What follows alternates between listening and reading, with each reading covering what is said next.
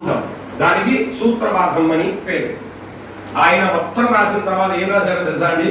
నేను చెప్పినవన్నీ మీ ఇళ్లలో ఉన్న ముసలమ్మలని అడిగి వారు ఓకే అంటే అలా చేయండి, లేదు వారు ఎలా చెప్తే అలా చేయండి. సంప్రదాయం ప్రకారంగా ఎలా జరుగుతాయో అలా చేయాలి. సంప్రదాయ విరుద్ధంగా పెద్దలు చెప్పనటువంటిది పుస్తకంలో ఉన్న సర్వథా చెయ్యకూడదు అని దీని నుంచి మనం తెలుసుకోవాలి. అందుకనే పుస్తకాలు చదివి జ్ఞానాన్ని పెంచుకోవాలి. అందుకని పుస్తకాలు చదవద్దని చెప్పట్లేదు, పుస్తకాలు చదవాలి. పెద్దల దగ్గర చదువుకొని పెద్దల దగ్గర విని ఆ తర్వాత మనం ఆ పుస్తకం చదివితే సరిగ్గా మనకు అర్థం అవుతుంది. అలా చదవకపోవడం చేత మితిమీరి అర్థమైపోయి జనాలందరితో మనం ప్రపంచంలో అటువంటి వారిని చూస్తున్నాం, వాళ్ళతో మనం ఇబ్బందులు పడుతూనే ఉన్నాం.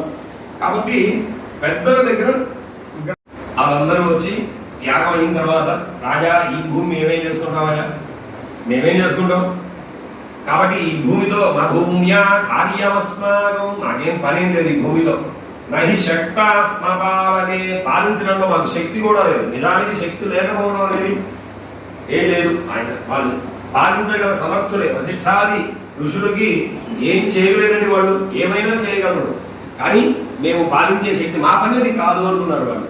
కాబట్టి నువ్వు ఏదైనా కొద్దిగా ధనాన్ని ఇచ్చి దాని ప్రతిఫలంగా ఇది తీసేసుకోవాలి, అది నువ్వు తీసేసుకోవాలి అంటే సరేనండి అని కోట్ల రూపాయల డబ్బులు ఇచ్చి, ఆ దానికంటే 2 ఇంతలు బంగారం ఇచ్చి, దానికంటే 4 ఇంతలు వెండి ఇచ్చి, దానికంటే 1 ఇంత గోవులు ఇచ్చి, అన్నీ ఇచ్చి, అయ్యా నా దగ్గర ఉన్నవి ఇచ్చాను, ఏదో మీరు సంతృప్తిగా వెళ్ళవలసింది అని దండం పెట్టాడు. ఎంత ఇచ్చినా ఇంతే నేను చేయగలిగాను అని దానం చేయాలి.